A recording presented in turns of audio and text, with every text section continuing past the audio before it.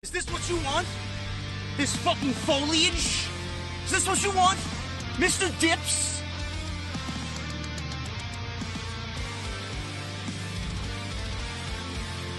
Is this what you want? Me standing in front of EC3 buying designer coats? Is this what you want?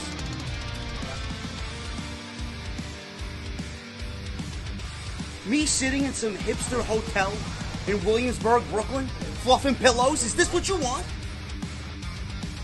I don't believe this. This graffiti art, it's the hotels, avocado toast. All I want is a fucking Guinness. An ice cold Guinness. What the hell does that mean?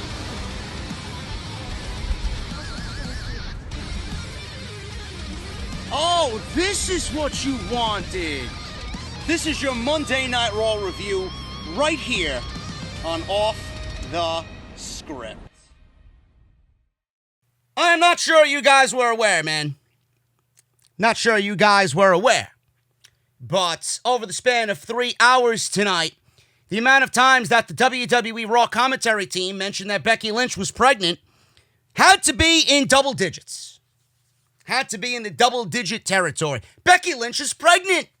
We got the announcement at 8 o'clock, 8:15, 8:30, 8:45, 9 o'clock, 9:15, 9:30, 9:45, 10 o'clock, 10:05, 10:10, 10:15, 10:20, 10:30, 10:40, 10:50, 10:60, 10:70. Jesus Christ, man.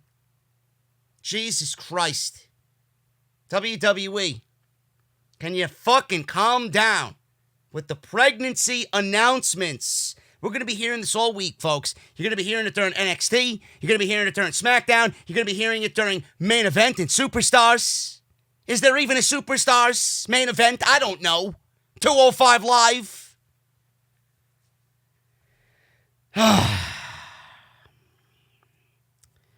It's amazing to me, man.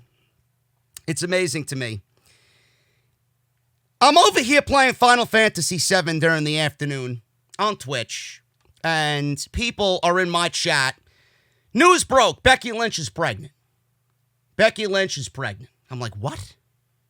How could that be? Man, that is irresponsible. New 5-year contract, and she goes out and gets pregnant. That's the first thing that I was thinking about, legitimately. I'm like, guys, please take this with a grain of salt. This cannot be true. I mean, Becky Lynch is the face of WWE. You know, you say that to some people and they might look at you like you're crazy, but she is a big money maker. She's a huge draw for the company. She is the face of the women's division. She is their money maker. Her, Roman Reigns, those are the two big money makers in WWE. And I heard this rumor, I read the story, and I'm like, I can't believe this. I can't believe what's going on here. This has got to be a bogus story. Then I get a text, and then I text my guy back. He texts me back. He's like, I heard from 3 different people in the company. This is legit. You're going to be hearing the news tonight. You're going to be hearing the announcement tonight on Monday Night Raw. It's going to be a very newsworthy Monday Night Raw. And I'm like, all right. My guy, usually when he is serious about shit like that, I know I got to take it to be legit. And that's exactly what we got tonight.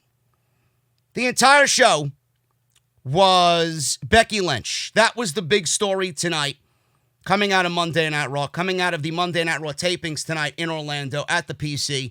Becky Lynch is no longer the WWE Raw Women's Champion. She vacated the title. She is going away. She's going to be gone for the rest of the year. And she is with child. And the Messiah has gifted us a son or daughter. That remains to be seen. But Becky Lynch is now off of WWE television until further notice. WWE went about crowning a new women's champion in the most lazy way possible. And I have a feeling tonight is going to be a very polarizing podcast. You're either going to love me and love me for what I say, or you're going to fucking hate me and you're going to detest me and you're going to say, JD, you do nothing but complain and blah, blah, blah, all the same bullshit. There's going to be no in-between. It's going to be no in-between tonight. You're going to love me or you're going to hate me. I'm here to deliver fact. I'm here to deliver logic. And I can't grasp how lazy WWE is. All I want is a show that makes sense. All I want is a show that actually shows me that they care about what they're doing. All I ask for, and all you guys should want when you watch a SmackDown or an NXT, which they do great on a week-to-week basis, Friday. But I'm mainly talking about Raw and SmackDown. All you guys should want is something that fulfills your time for 3 hours on Monday and 2 hours on Friday. Most of the show that we watch every single week on Raw and SmackDown is fucking worthless. It is absolutely unimportant garbage. Nothing matters. Everything that happened tonight, you'll forget about in the morning. You won't even give a shit about what happened on the show tonight when you wake up tomorrow morning. I'll be back here on Monday Night Raw. Next week, we'll be talking about a whole new show. Nothing about the show and nothing that happened in the week prior will be discussed. Nothing. Absolutely nothing. I want a show that takes the majority of the 3 hours and really makes it feel important. I want to watch next week's show, and I want the last week to matter. I want to watch this show 3 weeks from now, and I want to see a show that actually builds continuity week after week after week after week, leading up to the pay-per-view, going past the pay-per-view, building towards the future, building towards the next big show that WWE puts on, which is SummerSlam. We don't get that. WWE refuses to do anything logically. WWE refuses to give us anything of importance. It's all, let's book now and worry about it later. Let's get this show over with and we'll worry about next week's show on Monday. I can't operate like that. I know if I'm Vince McMahon, I can't operate like that. I know if I'm a creative writer on that staff, on the WWE creative team, that would drive me fucking crazy to a point where I would probably end up quitting on my own and say, fuck this job. If I watch this show back and I am a creative writer, I'm saying, fuck this shit. How could I look at this show and say, you know what, we did a good job? You can't. You can't. I'm looking at this show and I'm taking mental notes on that's wrong, they should have did this, they should have did that, why didn't they do that, why didn't they push this person, why are they doing this, why is there no tag team division, why does this women's division fucking suck, why is Zelina Vega's guys getting buried again, why is there MVP on this show, why are we getting Edge and Randy Orton again? Again, you're going to love me or you're going to hate me. And quite honestly, I don't even give a shit. I don't give a shit. This show absolutely is fucking terrible. This was one of the worst Monday Night Raws of the entire year. And to be fair, this might have been the best empty arena show that they did all year. Because of the make-good, feel-good moment of Becky Lynch. Because of a decent tag team match we got with Aleister Black and Rey Mysterio and Seth Rollins and Buddy Murphy that furthered Seth Rollins' descent into psychopathic rage. And we got a Drew McIntyre versus Andrade match, which didn't really make any sense, which was great, because both guys are really fucking good at what they do. Shayna Baszler was excellent on tonight's show, even though she's got a foot and a half in the grave. There was some good things on this show. But the majority of this show absolutely is unimportant fucking garbage. And we're going to go over all of that on this show, this podcast, Off the Script, tonight. The other big thing that came out of WWE is that the brand split is no more. At least for right now. At least minuscule. Meaning, the brand split is not going to be as bad as it was with the wild card rule. The wild card rule completely killed every aspect of WWE TV, and they had no choice because they realized before it was too late, or actually it was too late when they realized that this isn't working. Fans started to get upset. Nothing meant anything. Everything that WWE was doing with the wild card rule was making every match that they had in the pipeline that could be special, unspecial.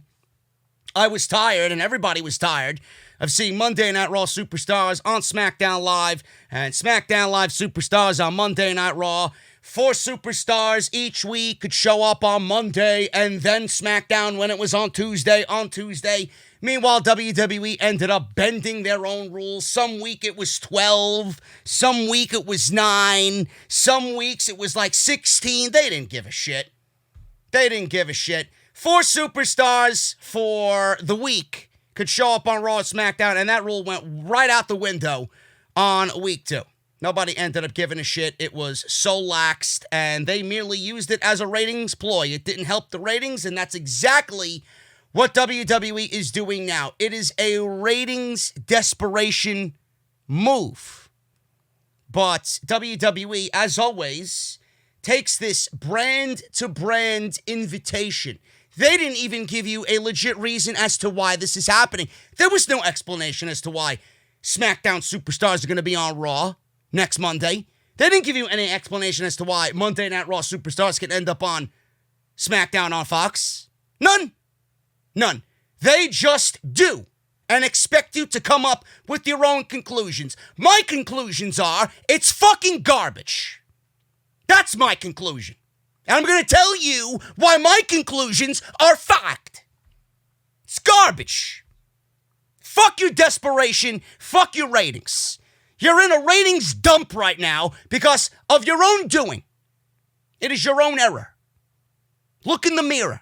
You have nobody to blame but yourself. And you refuse to listen to podcasters like me who have a way to make the brand split, still the brand split, still with the Raw side being on Monday Night Raw and SmackDown being on SmackDown, giving these shows identity and separation. You don't want to listen to me.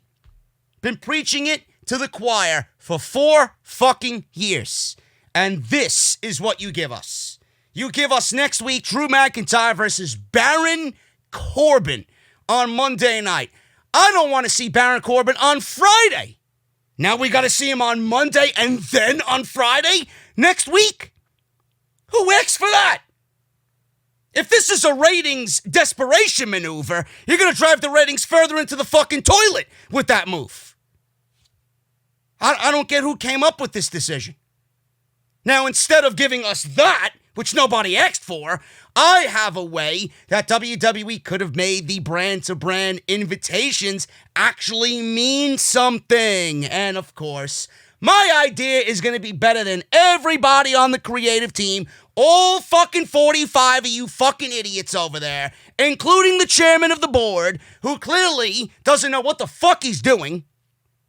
I have ideas that I'm sure you'll be listening to, and you'll be asking yourself, JD, why did you tell me this? Because what you're telling me is actually better than the show, and now I'm depressed that we're not going to be getting your ideas on next week's show.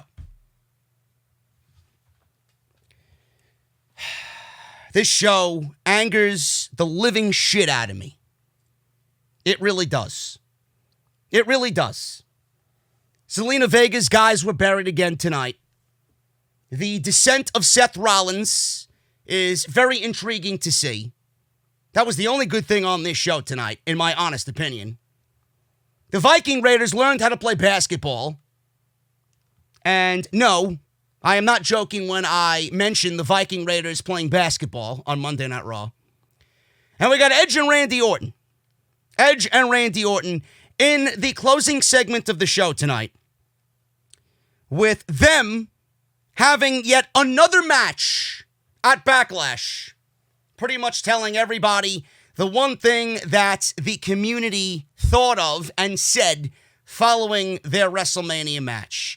Why are we getting another Edge versus Randy Orton match at Backlash? And Charlie Caruso, oh my goodness, Charlie Caruso may have very well said the dumbest fucking statement in the history of WWE. So much so that it absolutely trumps the Becky Lynch pregnancy announcement.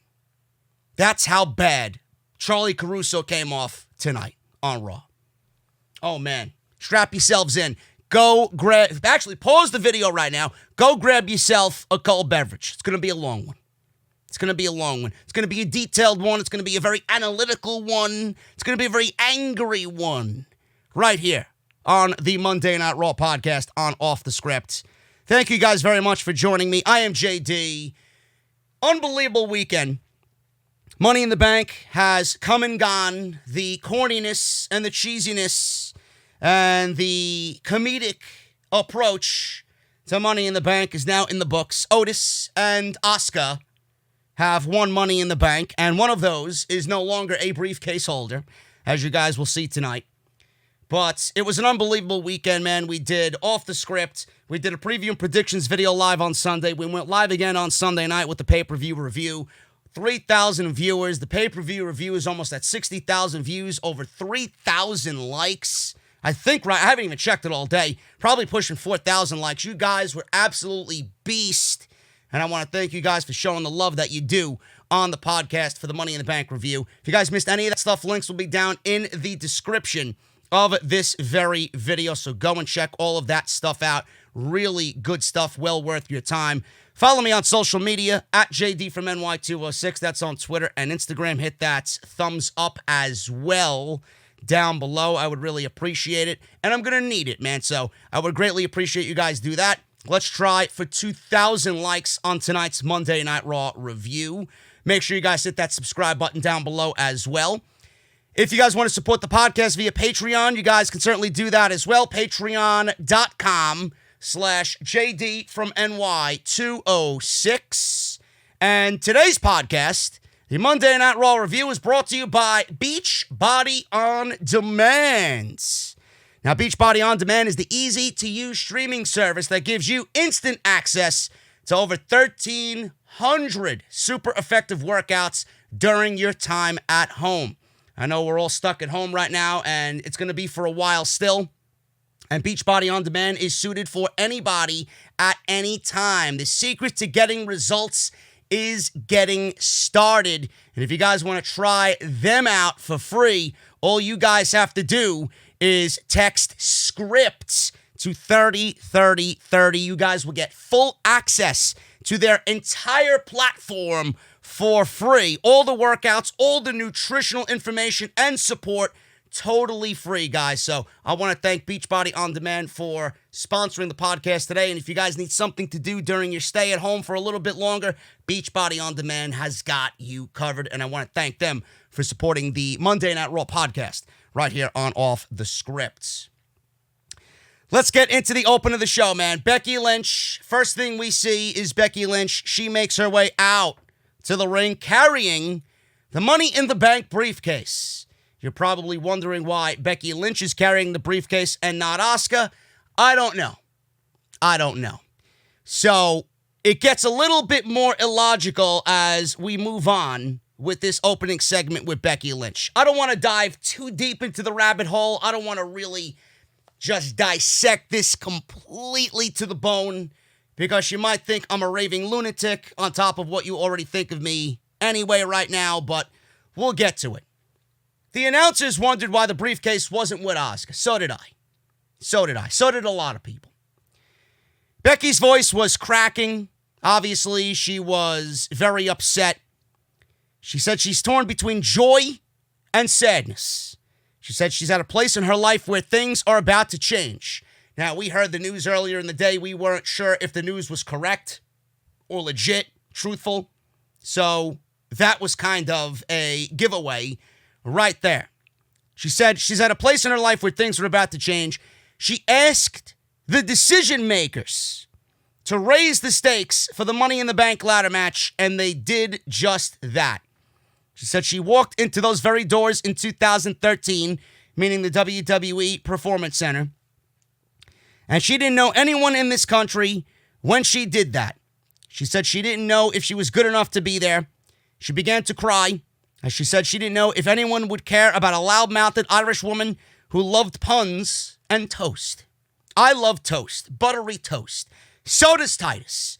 He's got a nice French toast, I heard, in catering on Thursday mornings.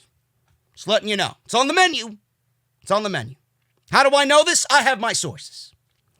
She said somewhere along the line, she learned they did care. She said they care so much, they carried her into history. Through injury and triumph, it was the fans who stood up for her and carried her on her back. She said it was the fans that grabbed onto, or she said it was the fans she grabbed onto when she didn't have anything else. She said the fans deserve to hear that she has to go away for a while.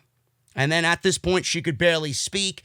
It looked like she was very emotional. It looked like and sounded like she was crying, but I did not see a single tear roll down the face of Becky Lynch. So, again, I wasn't really sure what was going on.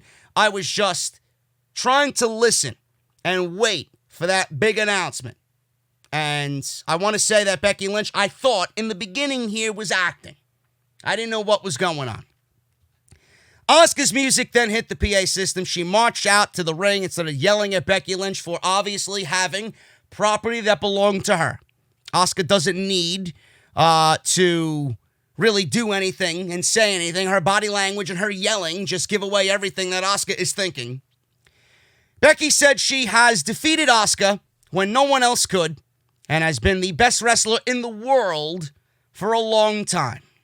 And I think Vince McMahon is starting to realize that, especially for the women. She said she is glad that this is happening to her.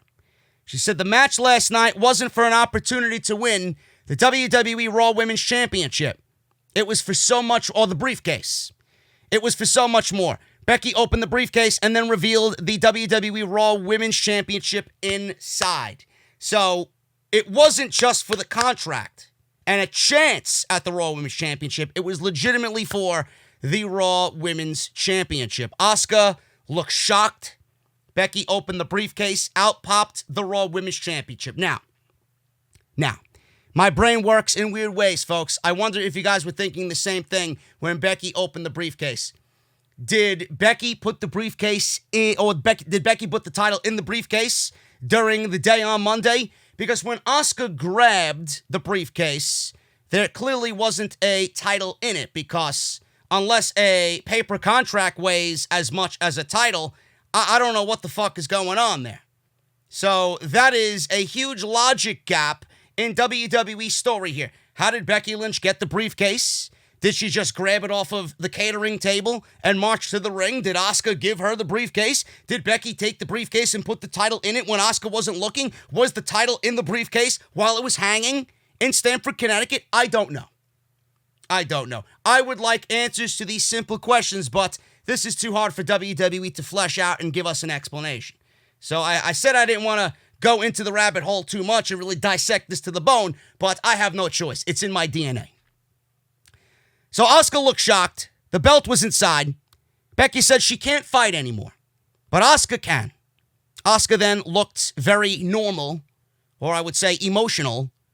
She then confirmed she is the Raw Women's Champion, and she began to celebrate in a very cringe and a very over-the-top manner. She was dancing around ringside. She was jumping off the ring apron. She was yelling all over the place.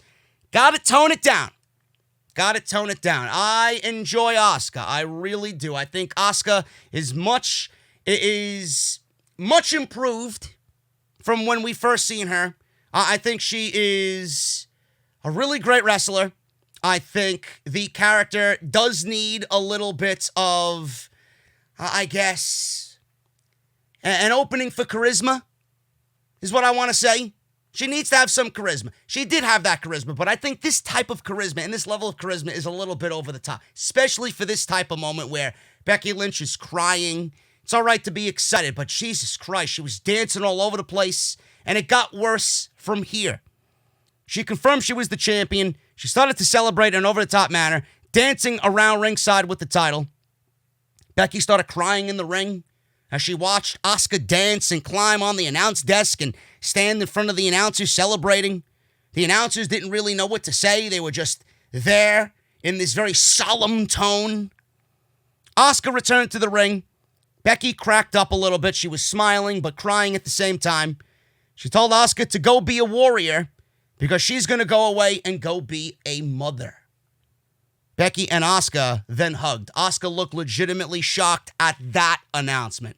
That's when everything kind of calmed down for about a couple of seconds, and then Asuka went right back to being over the top, just annoying, cringe Asuka.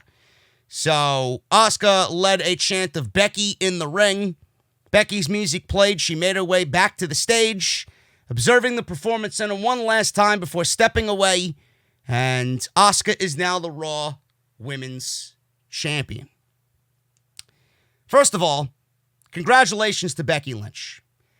It had to be an absolutely heartbreaking moment to be in the middle of in the beginning stages of a new 5-year contract, probably making the most money out of any female in WWE history, at the top of your career, in the prime of your life right now, as the face of that women's division.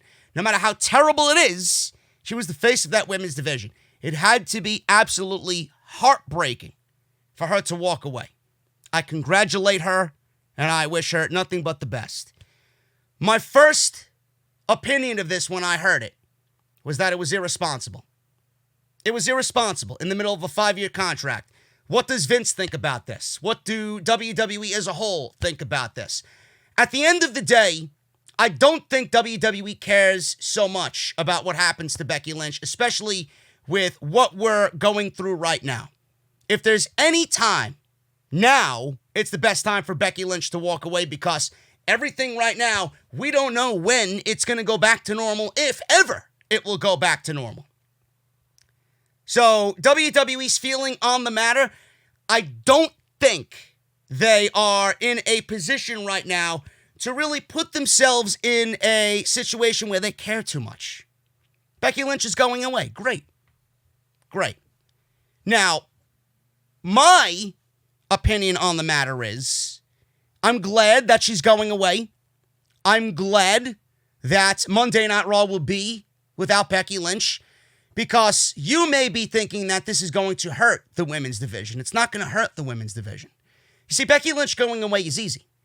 Becky Lynch going away is actually the best thing for her right now that could ever happen. And you might not be thinking that at the moment, but I'm telling you that it is. Not only do we have a new champion in Asuka, which I'll get to in a second because WWE fucked this all up. We got a champion in Asuka right now that everybody loves, that everybody respects. We're not going to have any issue with Asuka being champion because this is what we wanted for her. But Becky Lynch was so oversaturated on WWE television. We got so much of Becky Lynch. There was nothing that Becky Lynch was doing with that title that enhanced the women's division or enhanced the title at all. And she had one of the worst reigns of WWE in that women's division with that title. It was one of the worst women's title reigns of all time. She did nothing coming out of WrestleMania last year, beating Ronda Rousey, Lacey Evans. Sasha Banks was the only notable opponent that she had outside of Asuka. And Asuka was only a retread after a full layoff of a year before they even crossed paths again. She had no credible competition because WWE neglected the overall division. They brought Sasha Banks as a heel just to give her a foil to work off of, and then they moved Sasha Banks over to SmackDown on Fox when they debuted in October. What did she really do? She didn't do anything. Then they brought up Shayna Baszler. They buried Shayna Baszler for Becky Lynch, which is another aspect I'll talk about in a little bit. She did nothing. It was one of the more unmemorable title reigns of all time. And you're probably asking me, JD, why is Becky Lynch going away a good thing? Because out of sight, out of mind. It's easy to book Becky Lynch when she comes back. Now, I don't know when she's coming back. I don't know if she's coming back. It's going to be very difficult for Becky Lynch to come back and really achieve that top level, top of the mountain, position that she currently had right now before this announcement. But it's not going to be that difficult. Becky Lynch being off of Monday Night Raw is going to make her even more popular when she comes back. If she's off of TV till WrestleMania season next year, and she comes back during Royal Rumble season in between January and April, she's going to be more over than she ever was, and it's easy to bring her back. because WWE clearly knew this announcement was coming. WWE had to have a backup plan here. They're not going to leave the women's division the way it is right now, minus a Becky Lynch. You're not going to have someone step away for good without somebody else coming on in to replace her. WWE is more than likely going to fast track Ronda Rousey back to Monday Night Raw, and Ronda Rousey is going to come back to Monday Night Raw. We're going to get that match with Asuka. Ronda Rousey is going to be the Raw Women's Champion for the entire year. And when WrestleMania comes back, what do you think we're getting in Los Angeles next year? What do you think we're getting in Los Angeles next year? What do you think is the easiest match to book in Los Angeles for WrestleMania next year for the Raw Women's Championship? Becky Lynch coming back as a mother, going after the championship. She never lost against Ronda Rousey in the one-on-one match that we should have got in New York, and now we're getting in Los Angeles. It's simple booking. So when everybody thinks Becky Lynch going away is going to hurt the women's division, the women's division was already hurt. It's the worst fucking division in the history of the company. It's fucking terrible. WWE doesn't give a shit about women's wrestling. But they will give a shit about women's wrestling when they know they got Ronda Rousey and Becky Lynch. Fucking simple, easy booking on the horizon for WrestleMania 37 next year. Simple. I just gave you one of the main events for WrestleMania next year. And that's why Becky Lynch going away is not that big of a deal. All you can do is hope for her happiness, hope for her health, and hope for the health of her unborn child, male or female. That's it. That's it. Simple booking. Now, WWE, with the announcement of Asuka, man, they fucked this up. They really did fuck this up. I hated the announcement of Becky Lynch giving the title to Asuka, because nowhere on that pay-per-view on Sunday night was it known that that match, that briefcase, held the Raw Women's Championship. WWE always, every single time without fail, gives you the least exciting option of every option available. Now, giving Asuka the Raw Women's Championship may look good to you because you think Asuka deserves it. Yeah, Asuka's great. She deserves the Raw Women's Championship. We've always wanted Asuka in this position. Yes. But getting to that position, they didn't really give you any excitement on getting Asuka to that position. They just gave it to her. Now, WWE could have did this drastically different. They could have waited. Could have fast-tracked a little bit. And I'm going to talk about this now instead of talking about it when it was made by Drew McIntyre. WWE is now invoking a brand-to-brand invitation. Now, invitations are going to be sent out to certain superstars on SmackDown and certain superstars on Raw, and it's going to be up to those certain superstars to accept the invitation to those brands. We're getting Baron Corbin and Drew McIntyre on Monday Night Raw next week in what I think is going to be the main event of Monday Night Raw. Nobody gives a shit. Nobody wants to see it. Nobody wants to see Baron Corbin on Friday, let alone on Monday. And now we got to see him on Monday and Friday. Awful. Nobody asks for that. It's like WWE is fucking punishing us on Monday night. If this was WWE's plan for the brand to blend, that's exactly what it is. The brand to brand invitation or the invitational. Why didn't they just save that for the women's division? Why didn't WWE use the brand to brand invitational to get rid of the Raw Women's Championship? Why didn't WWE just merge the divisions? If they really wanted a true, exciting aspect to this brand-to-brand invitational, why didn't they just merge the divisions? Why didn't they bring the SmackDown women's roster over to Raw and merge the divisions, giving us a championship tournament?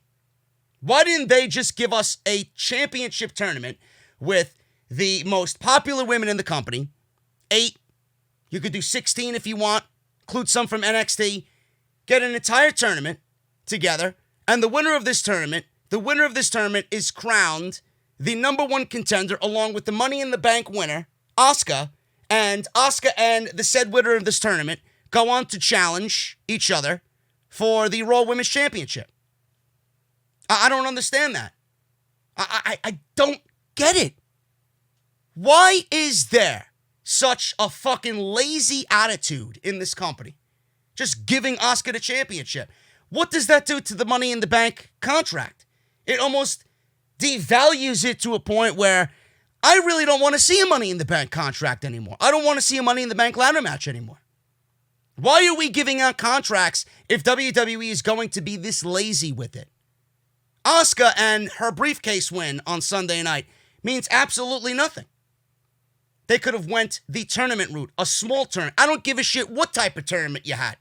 WWE could have went about making it fun instead of just giving Asuka the Raw Women's Championship. That's what I would have did if WWE wanted to really invoke this brand-to-brand invitation or invitational.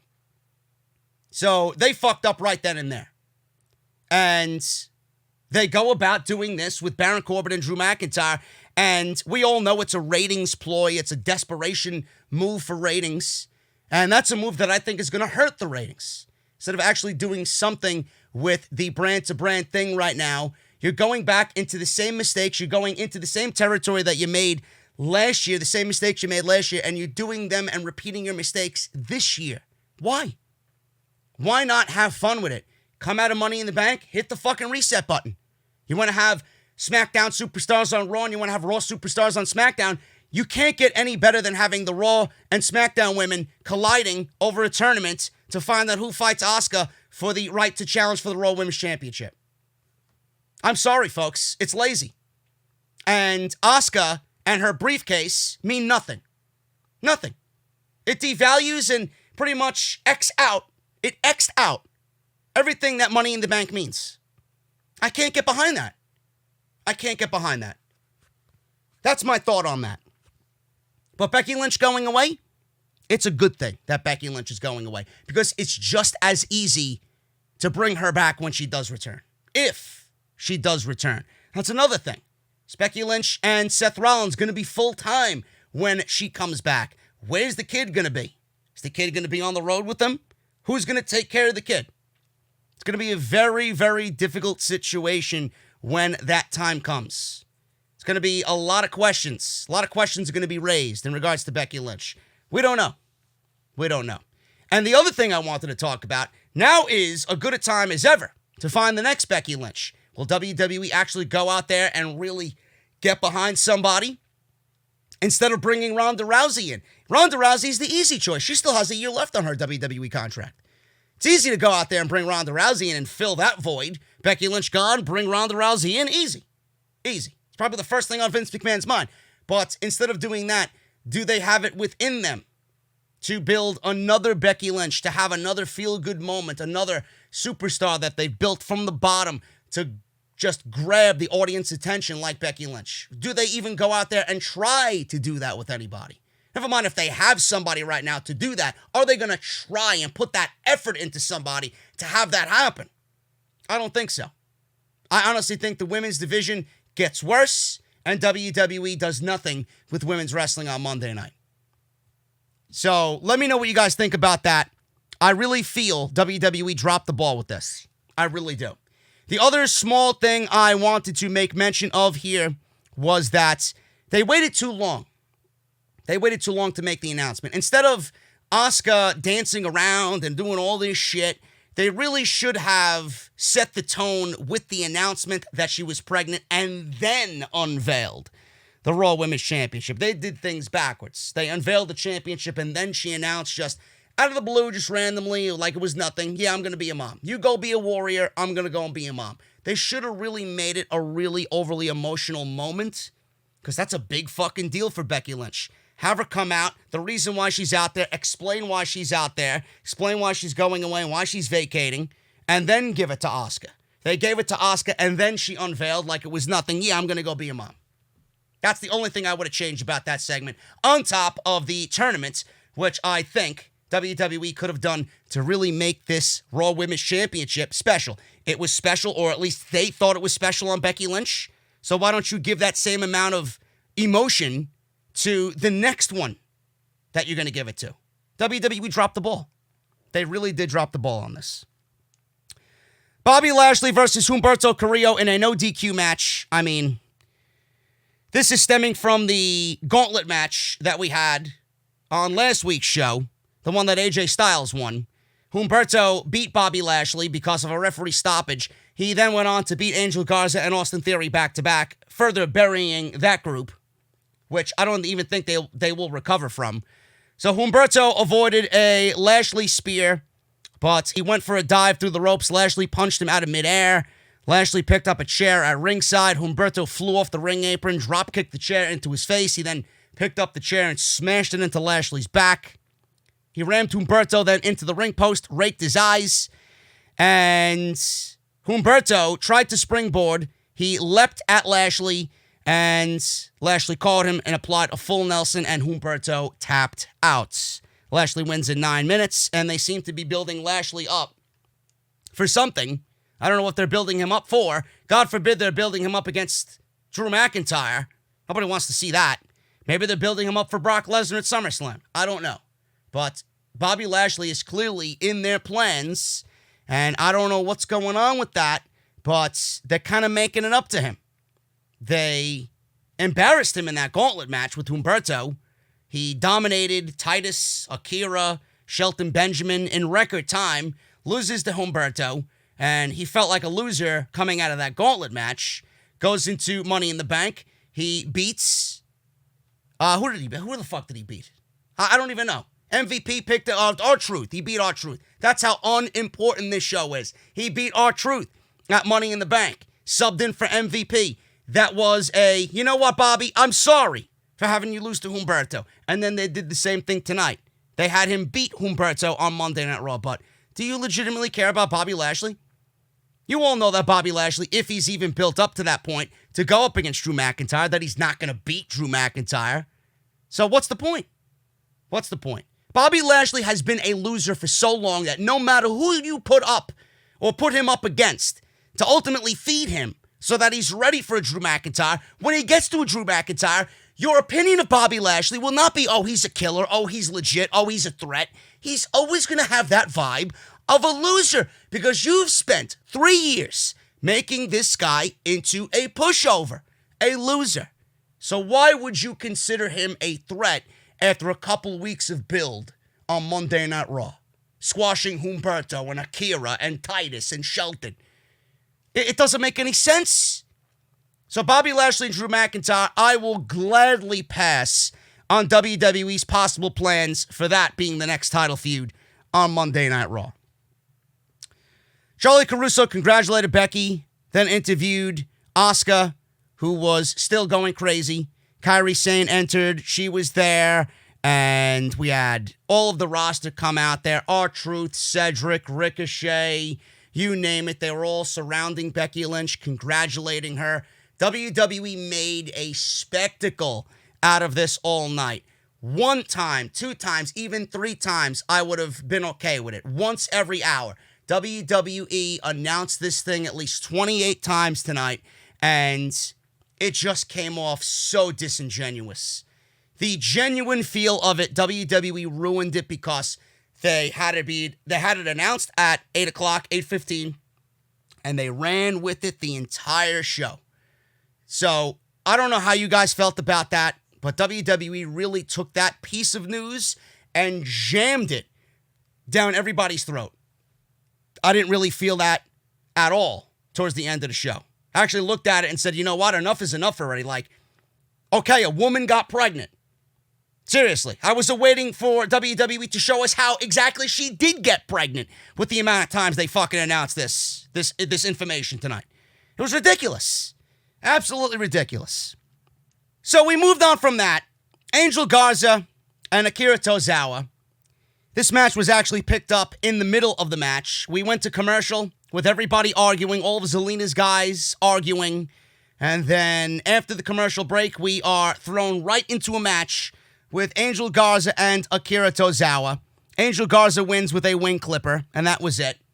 After the match was over, yes, Akira Tozawa is a loser again on Monday Night Raw. He's 2-0 in the Cruiserweight Invitational there, the Interim Cruiserweight Championship Tournament, and he's a loser on Monday Night Raw. Again, I don't get the booking. It's like a conflict of interest here with Akira Tozawa. Why would you watch NXT after watching Raw and take this guy to be fucking serious? I don't. Yeah, Paul Heyman could be a fan of Akira Tozawa all he wants, but it's not really making Akira Tozawa look good in the NXT Cruiserweight Championship tournament. So after the match was over, Garza and Theory were arguing, and then out comes Drew McIntyre. Drew McIntyre interrupted. He was worried they weren't getting along and offered them a fight, and he wanted to fight them again. So he gets in the ring, and they're all standing there. You got Theory, you got Andrade, you got Garza, and Drew McIntyre standing all by himself. He yells, "Come on, bitches." So he wiped out Theory with a Claymore kick, and Andrade and Garza were laughing at Austin Theory because he got Claymore kicked. Andrade then told Garza to attack, but before he really could do anything, McIntyre gave him a Claymore kick, so he's gone. And now we got Andrade versus McIntyre again. Non-title. U.S. champion versus WWE champion. We seen this match a couple weeks ago. Didn't really fare well for Andrade, and it wasn't going to fare well for Andrade tonight. Drew McIntyre beats Andrade in a non-title match, roughly around 9 minutes. Andrade worked over the arm, and Saxton did acknowledge their match in NXT, which was the first time as well. The first time these guys fought on the main roster on Raw a couple weeks ago. McIntyre fought back, hit a sit-out powerbomb. Andrade went back after the arm and nailed a running double knee strike in the corner for a 1 count. This is the second time, if you guys watched the Money in the Bank pay-per-view, the second time that McIntyre kicked out at 1. I feel like this is going to be a thing in his matches now. Something to look out for. McIntyre late in the match, going to get that late rush of adrenaline. He's going to kick out at 1. So make sure you guys are aware of that in Drew McIntyre matches moving forward. So they traded chops, devastating chops. It was awesome to hear the sound of the chops in the empty Performance Center. Andrade hit a back elbow, then McIntyre hit a headbutt. McIntyre followed with a reverse Alabama slam and a Claymore kick for the pinfall. The Alabama slam, it looked like Andrade was about to do a Poison Rana. He was about to deliver a Poison Rana, and McIntyre caught him in an Alabama slam and went for the Claymore kick and got the win. McIntyre then grabbed the microphone and said he didn't necessarily come out here for a match, but there's a reason he's always dressed and ready to compete, and he was happy to have a Claymore party. McIntyre said Rollins gave him a hell of a fight. McIntyre then acknowledged the brand-to-brand invitation. McIntyre said Raw invited a certain SmackDown superstar who chose him as an opponent. McIntyre then gave us a clue at who it was. He said everyone hates him. He was also very familiar with this person because they spent a lot of time together, a lot of time on the road together. So next week on Raw, it will be Drew McIntyre versus Baron Corbin. McIntyre was excited and everybody else groaned in agony. He was proud of Corbin for stepping up, and he promised to give a Claymore kick to the King. Folks, the brand-to-brand invitation is nothing more than a mistake waiting to happen. This is a mistake waiting to happen. WWE had the wild card rule last year. It failed. It failed. Not only did people lose interest, people didn't know who was on which brand. People were sick of Monday Night Raw and SmackDown Live because we've seen the same matches over and over and over again. We've seen the same superstars over and over and over again. At that time, it was 4 superstars moving from Raw to SmackDown and then SmackDown to Raw the next week, the following week. And you all knew it was because WWE wanted their top players on both shows. They couldn't bear to sit there and see a brand without a Roman Reigns or without a Charlotte Flair or without an AJ Styles. So WWE, instead of actually using the talent that they have on those specific shows, they just took the top stars on Monday, put them on Tuesday, and did the same thing, rinse and repeat, for weeks. People lost interest. The matches that we seen were the same matches every single week. Nothing mattered. Pay-per-views meant nothing. The special attraction matches that WWE could possibly save for once a year were rendered useless. The Survivor Series concept was rendered useless. Everything that came out of the wild card rule was a fucking mistake. And now WWE not as bad, it's not as extensive, but it's going to reap the fucking same errors. It's going to give us that same feeling. Who wants to sit here and watch Baron Corbin and Drew McIntyre on Monday Night Raw? We don't want to see Baron Corbin on Friday. Now we got to see him on Monday and Friday next week. Because you know he's going to show up on Raw and he's going to be featured in something on Friday. Baron Corbin is the answer to your ratings? Drew McIntyre versus Baron Corbin is the answer to the Monday Night Raw failing ratings? You know, I am tired of beating a dead horse. I am tired of repeating the same thing over and over and over again. But if WWE wants the sense of SmackDown superstars on Raw and Raw superstars on SmackDown, and they want that feeling, why don't we keep the top of the card separate to Raw and SmackDown, but move the tag team and women's divisions to be as one? That's what you need. Because it's easy to pull a top guy from SmackDown and put them on Raw. It's easy to pull a top guy on Raw and move them to SmackDown in these one-off matches that don't pertain to any storylines, that don't mean anything long-term. It's nothing more than a Band-Aid on mistakes that you keep making. It's nothing more than a Band-Aid on the neglect and the shit booking that you give us every single week. And I have sat here for 5 years now. 5 years. Because we're going into the summer of 2020. And I've sat here every single year telling you exactly what you need to do. Baron Corbin doesn't need to wrestle Drew McIntyre. Baron Corbin is not needed on Monday Night Raw. Why are you giving me and us Baron Corbin on Monday Night Raw when you have an entire Monday Night Raw roster that could be labeled the future of this company? Look at the sheer talent you have on this show, and you still need to bring a SmackDown superstar over to Monday Night Raw to help with the show? What happened with everybody else on this show that you failed to book properly? Who's to blame? I don't understand that. This is a mistake, a disaster waiting to happen. You have a show that includes Aleister Black, Buddy Murphy, Seth Rollins, Kevin Owens, Ricochet, Cedric Alexander, Andrade, Garza, Rey Mysterio, Humberto Carrillo, Bobby Lashley, the Viking Raiders, the Street Profits. I mean, I know I'm missing somebody, but Jesus fucking Christ. You can't book a show with the amount of talent you have on this show at the moment? You need Baron Corbin? I'm speechless. I really am speechless. If you merge the tag team divisions on Raw and SmackDown, and you make it somewhat serious, guarantee you'll see a drastic change in the show. Because you don't got any tag team division right now. You got the fucking Viking Raiders and the Street Profits playing goddamn basketball. That's what they're fighting over. You got no other teams on SmackDown that mean a goddamn thing outside the New Day. Miz and Morrison are fucking terrible. You got the Forgotten Sons. Nobody gives a shit about them. You got the Lucha House Party. You buried them for fucking 5 years. Now you expect us to take the Lucha House Party seriously? Instead of giving us some sort of a division with the tag team, some sort of a division with the women. Again, I'm going to go back to what I said earlier in the show already. You want the brand-to-brand invitation, you should have extended that to the entire SmackDown women's division to come on over and compete in a tournament on Monday Night Raw against our women to crown the number one contender for the Raw Women's Championship, to go up against Asuka and crown a new Raw Women's Champion. Was that so hard to come up with? Why do I have to sit here and do your job better than you guys do your own job? Fucking awful. There's no excuses. There's no excuses why a 38-year-old goon in New York can book a better show and book these women and these men better than the people writing this show every Monday for 3 hours. None. None. Give me your fucking job. I'll turn this show around in 6 months.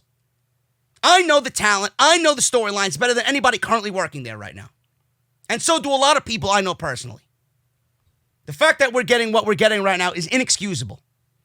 I can't wait to see it fail. If you're going to go with it, you might as well just end the brand split completely. end it. It'll make the show exactly how we all want. And then people will still complain because there'll be talent that is obviously going to be neglected. You can't go half-ass on it. You either go all the way or you don't do it at all. Seriously. MVP talked to Bobby Lashley backstage, told him to stay angry. He said the full Nelson on Humberto Carrillo impressed him. He asked why he was wrestling Humberto Carrillo. I don't know, MVP. That's a good fucking question. He asked Lashley why fools from SmackDown are allowed to face Drew before him. There's the tease. Can you imagine Drew McIntyre's title reign, including Bobby Lashley and Jinder Mahal matches, folks? My God. I'll get the bleach on ice. I'll chill it for you guys when the time is right. He said the last WWE title match Lashley had was in 2007. Keep it there. He said back then, he, MVP, was starting to get his start in WWE. He said Lashley's in the same place as he was then.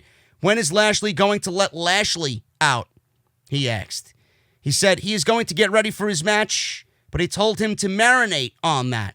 As MVP walked away, Lana bumped into MVP in the hallway. MVP asked Lana if Lashley was looking for a way out. If he is, come talk to me. I got him. Lana then yelled, "Who do you think you are? How dare you?" Blah, blah, blah, blah, blah. Lana and Lashley, the split is coming sooner rather than later, and he'll be with MVP, and MVP is going to have his new stable of Brenden Vink, Shane Thorne, and Bobby Lashley. There you go. Could be a good role for MVP, but at the end of the day, do you care? Of course you don't. A moment of bliss. This might have been the worst moment of bliss of all time. Bliss and Cross walked out, talked about Becky Lynch having a baby, because it's such an oddity in WWE for a woman to be pregnant that they had to announce it and be shocked. Bliss said Becky made the announcement the day after Mother's Day. Nikki wished all of the moms a belated Mother's Day. They were interrupted by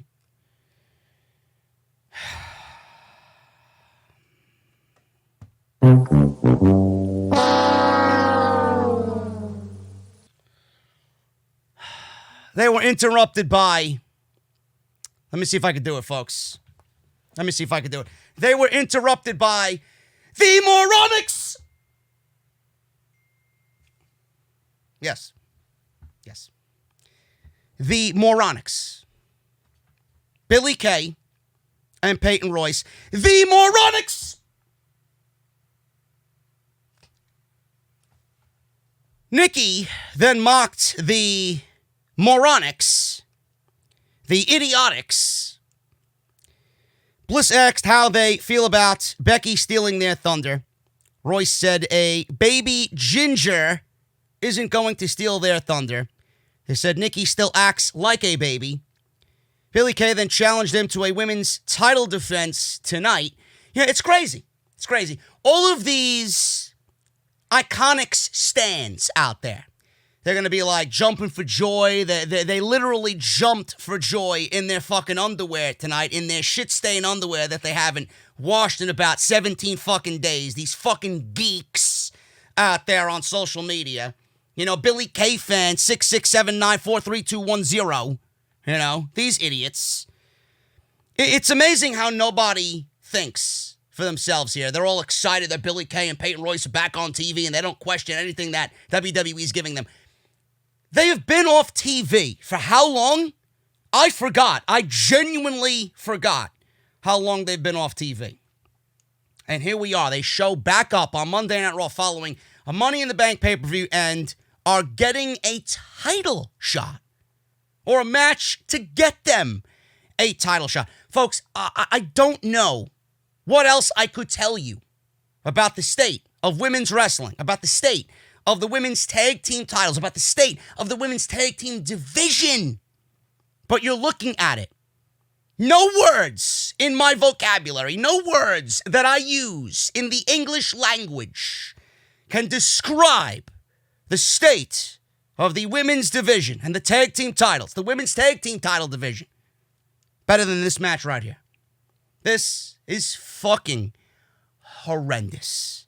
Horrendous. I don't even call this wrestling at this point. I call it a circus. It's a comedy act. They didn't wrestle tonight. They didn't wrestle in a non-title match tonight. This was a fucking 4-clown circus. That's all it was. That's all it was.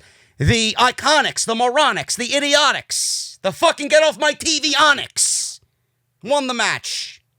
6 minutes. And why did they win the match? Because WWE has no other tag teams in the women's division. The IIconics needed to win. They needed to win to justify getting a title shot. And we're getting that title match next week, folks. So WWE is giving you a heads up on when the bathroom break for Monday Night Raw is. There you go. There you go. Save something of importance for next week's show. You'll know when that break is going to be.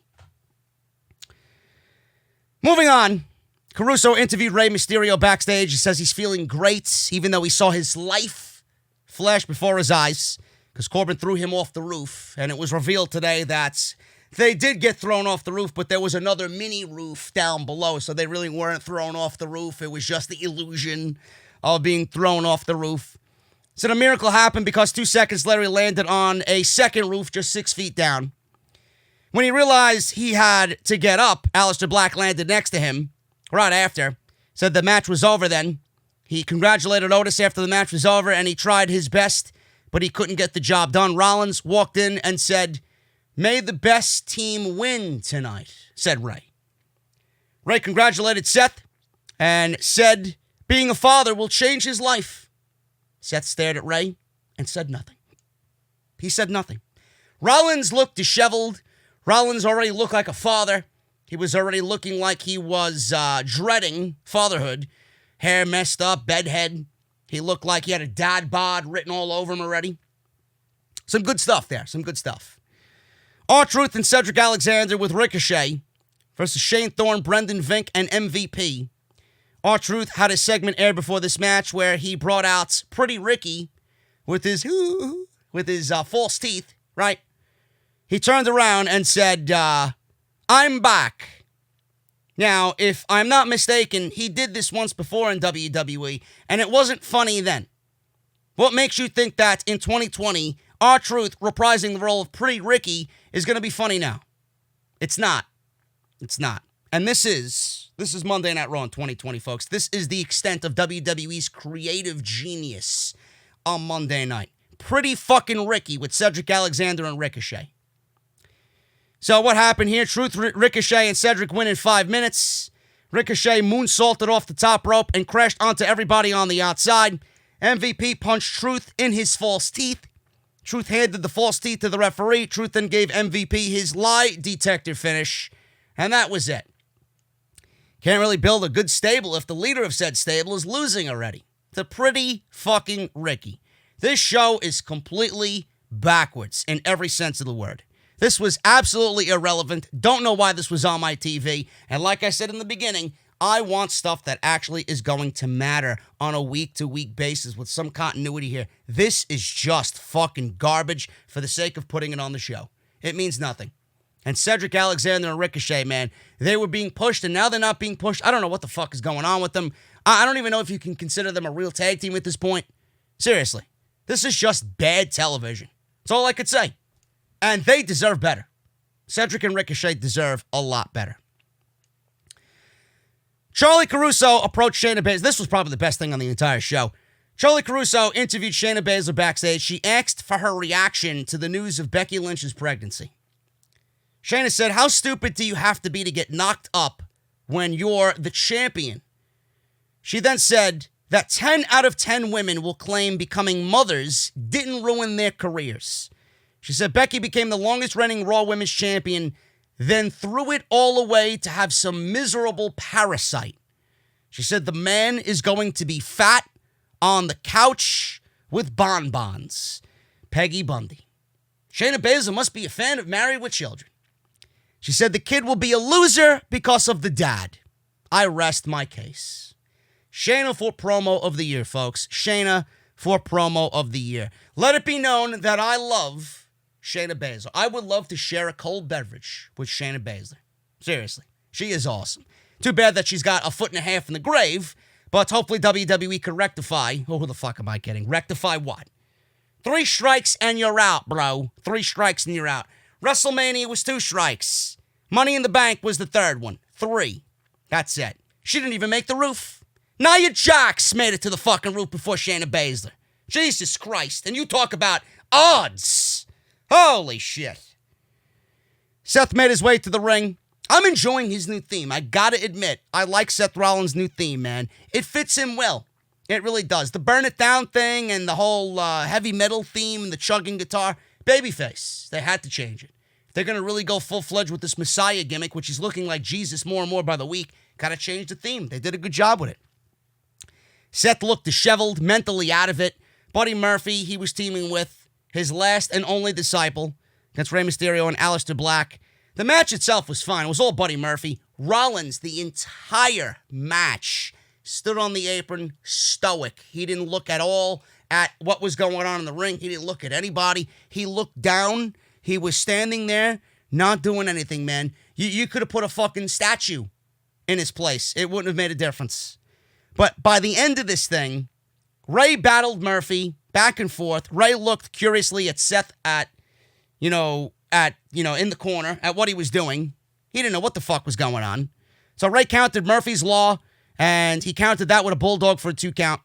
Murphy shoved Rey into Seth Rollins, in the corner of Seth Rollins. And Seth did nothing. Rey elbowed Seth. Rey went for a 619 on Murphy. And Seth caught Rey's legs and yanked him to the floor. So this woke up Seth Rollins. So Seth Rollins jumped down to the floor. And when Rey went for the 619 on Murphy, Seth caught Rey's legs, yanked him, and slammed him on the floor. And the referee called for a DQ. Now, I was confused by this, and I'm sure you guys were as well. The referee called a DQ on Seth Rollins, who was an active participant in this tag team match. For what? I don't know. Usually, when someone does something like that, it's a stern warning. Get back on the ring apron. You're not the legal man. The referee called for the bell. Now, I don't know if this was a botch. I don't know if WWE had planned for this to be the way the match ended. I don't know if what happened next was supposed to be the DQ. Something must have got fucked up here. Because this was absolutely asinine, ridiculous that the referee called for a disqualification on Seth Rollins, who was in the match, who did nothing, for pulling Rey outside and slamming him on the concrete as if it was an ordinary day at the office. Ridiculous. This was also some of the best stuff on tonight's show. Seth threw Rey into the security barricade, raked his eyes. Seth threw Black over the barricade. When Murphy approached Seth, Seth yelled at him to stay the hell back, so he finally opened his mouth. Finally awoken from his stoic slumber. He tore Rey's mask off, yelled, "It's not your fault, Rey, it's not your fault." He took Rey's eyeball and jammed it into the corner of the steel steps. The referee called for help. Rey Mysterio's eye was bleeding from his eye socket. Adam Pearce and 2 referees came down to check on Rey. I love the angle in which the cameraman was filming all of this chaos. They had a towel covering Rey's face. They covered the blood. They told Pearce to remove the mask so that they could look at his eye. Pearce blocked the camera with his towel. Like I said, they cut to a close-up of Seth looking very, very evil. He took a deep breath and seemed at peace for harming and making Rey Mysterio bleed. I thought this was great. I don't know where the fuck they're going with it, but it looked great. And it's definitely a vibe to Seth Rollins that I could see. And it's a vibe to Seth Rollins that I think fits the overall arc of his character. It's something that I'm intrigued by. That's all I could say. Where they go from it, I don't know. I'm enjoying what happened here tonight. Hopefully they can follow up on it next week. So obviously, after all of this went down with Rey Mysterio, it was sadistic, said Tom Phillips. They cut to the trainer's room. Rey was laying on the trainer's table without a mask. Seth walked in and approached Rey. Medics took Rey out of the room. Seth said, "I don't know what happened out there." Aleister Black was in Rey's corner. Black wanted to hear nothing of it. So Rollins followed the trainers and Mysterio. He wanted to go check on Rey Mysterio. Aleister Black was defending Rey Mysterio so much that he beat the shit out of Buddy Murphy right there in the trainer's office. They had to be pulled away. So this was some good stuff here. Some good stuff. If WWE and Monday Night Raw had more storylines like this and more intensity like this, it wouldn't be so bad. You can't have one segment like this on a 16-segment show and say it was a good show. I thought this was great. So we go from that to the Viking Raiders and the Street Profits playing basketball in a gym. And it was a situation where whatever you could do, I could do better situation. So obviously the Street Profits were destroying the Viking Raiders in basketball. And it was 23-0. And by the end of this thing, it was 74-2. And Eric finally took the basketball at the end of this, after the game was over, and made a basket. It was 74-2 when the game was over. They acted like they won. They were high-fiving each other. They were acting like clowns all through this thing, like they didn't know how to dribble, like they didn't know how to shoot. They went for an alley-oop, and Ivar threw the ball through the ceiling. And at one point, instead of dribbling, they rolled the ball to each other like they were playing fucking bowling. It was ridiculous. So they finally hit a two-pointer. They acted like they won. They were high-fiving each other. They sang, "We won, we won, we won." Profits pointed out, hey, look at the scoreboard. You got more fouls than you got points. They had 19 fucking fouls against the Street Profits, 0. So at the end of the skit, the Profits told the Raiders it was a good game. They hugged. Eric said, you know we let you win, right? So Ivar then threw up a mid-court shot, three-pointer. He nailed it. And then another, and another, and another. And then he absolutely shocked them both when he took the ball and slam dunked it. And Montez Ford and the Street Profits and Angelo Dawkins, the Street Profits, were shocked. Ivar then, started celebrating in front of them, and they were just standing there with like, what the fuck did we just see? Faces on. So that was that. This is your tag team division, folks. This is your tag team division. I don't get it. I don't understand it. And then nobody wants to listen to me about merging the divisions. This is what you're going to live with on Monday Night Raw. Two teams, they're battling over a game of basketball. What's next? Axe throwing? What's next? A meat-eating contest? What's next? Bowling? Building a fucking Viking ship? What are you going to build, Noah's Ark? Jesus Christ. Give me something of substance. It's good to have comedy skits in between to break up the fucking seriousness. But Jesus Christ, you can't have the comedy skits without any seriousness. You got two teams in the division doing nothing. Nothing.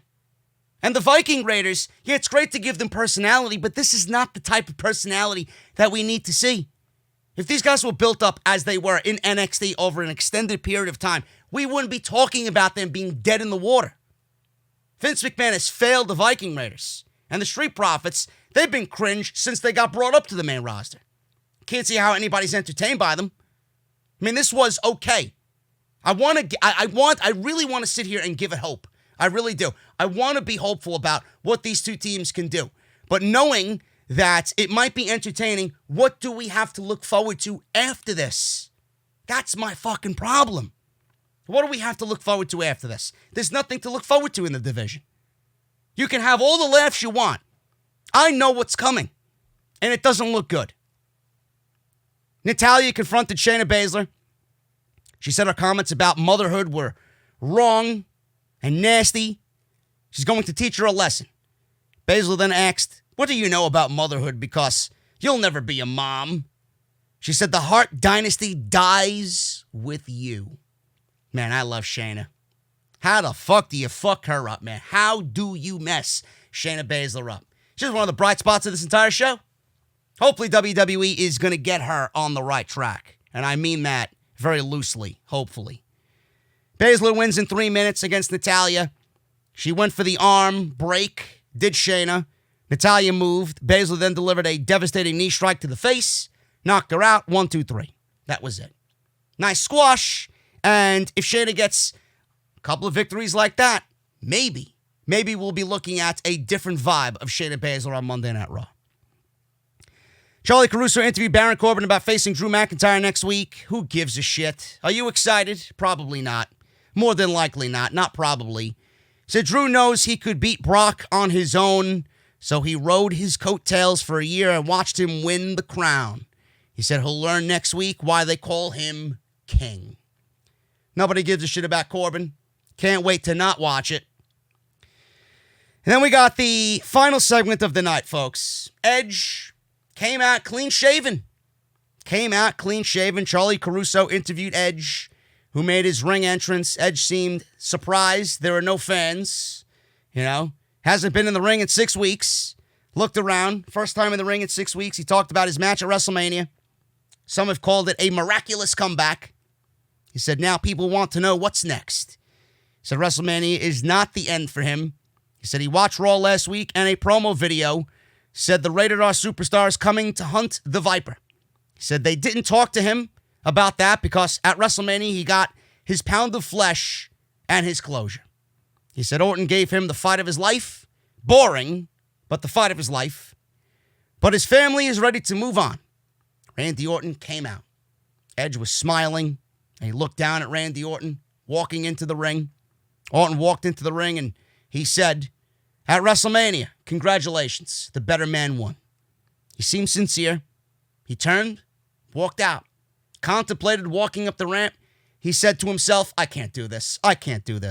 He got halfway up the ramp, stopped, said, I can't do this, returned to the ring, and he had a different tone and a different demeanor.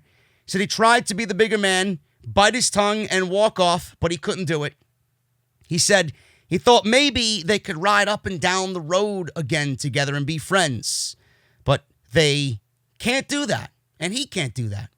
He said the better man won at WrestleMania, but the better wrestler did not win at WrestleMania. They had a stare down, and Orton said at the Royal Rumble, when he made his miraculous return, it was a little convenient. He said he did it at a time when he had the opportunity to hide behind 29 other WWE superstars. He said at WrestleMania, he chose the last man standing stipulation where there's only one rule, incapacitating your opponent for a 10 count. He told Edge it didn't take him 9 years to get back on his feet at WrestleMania. Orton said the Rumble and the Last Man Standing match aren't traditional wrestling matches. So it's really been since 2011 that he laced up his boots and actually wrestled. And I don't think you got it in you anymore. Orton said he knows that Edge, or that look Edge had, there's doubt in your eyes when I say that. But you got grit, don't you? You've got passion, don't you? So that's why he's in the ring with him right now. But your grit doesn't come close to my natural ability, said Orton. And that passion, that's not going to knock off that ring rust you have. He said his grit and passion won't help him now. He said he won't, or he went on record saying he's a future Hall of Famer. He said the story writes itself. If you've got the guts, he said at Backlash, it will be Edge versus Randy Orton in a straight-up wrestling match. Edge stared and said nothing. Caruso asked if Edge had a response.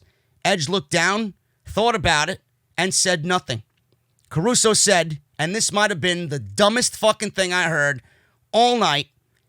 She said, if it happens, it might just be the greatest wrestling match ever. Edge looked around, and the show went off the air with no answer from Edge. They saved these two for the ending of the show. They hyped these two in the ring for a confrontation on Raw following WrestleMania 6 weeks ago and Money in the Bank Sunday night. First of all, Charlie Caruso's a fucking idiot. Whoever told her to... I don't think she said it. She was told to say that. And whoever told her to say that is the fucking idiot. Charlie Caruso's not the fucking idiot, though she's going to be blamed on social media for saying what she said. Because she said it, and nobody else did. The one who wrote that for her should be fucking blamed. Absolute stupidity. So much so that it actually might have been the dumbest fucking thing I've heard on this show in years. And that is a tough fucking thing to say. Orton and Edge in the ring together. Desperation for ratings. Let's hype Orton. Let's hype Edge. Let's get them in the ring, in the main event. The third hour was the lowest rated third hour in the history of Monday Night Raw. Let's put them in the closing segment. Let's give them another match. Let's do it at Backlash. because we have nothing else. And we need some star power on this show. We need some Orton and Edge. We need some legends on this show. We need some big names because we don't have a Reigns. We don't got a Becky, right? We don't got an Undertaker. We don't got a Lesnar. So let's get Orton and Edge at Backlash and on Raw. Folks, I'm not excited about this as I was in the beginning stages of WrestleMania. The story going into WrestleMania was great. It was real. It was intense. It's fit the bill for everything WrestleMania story related. This does not.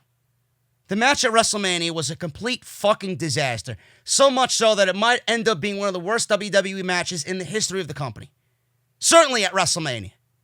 It was the longest WrestleMania match, one of the longest WrestleMania matches of all time, only beaten out by an Iron Man match between Shawn Michaels and Bret the Hitman Hart. I am not interested in another match between these two after a WrestleMania match with a stipulation which should have been the closure Edge had wanted all those weeks against Randy Orton. So now we're getting another match. In typical WWE fashion, we're getting a last man standing match at WrestleMania and a wrestling match at Backlash. Does nobody see the problem with that equation? Usually it's the other way around. Usually we get a series of matches with a regular wrestling match being first and a stipulation match ending the feud.